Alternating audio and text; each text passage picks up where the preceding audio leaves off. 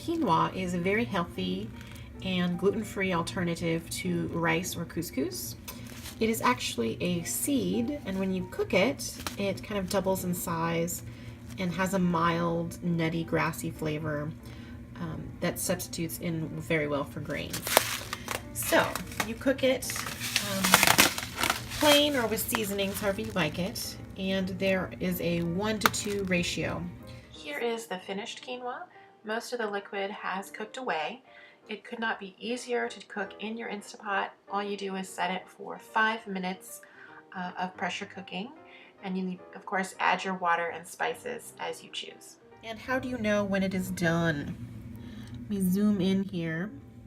If you can see the little spiral, that is the inside of the seed, and when that comes out, that means it is perfectly cooked. So we are ready to plate it up. So here we are portioned out for my meal prep. This is a lunch with my curried vegetables, separate from my couscous, and some fresh tomatoes for a little variety. And then this one is all mixed together.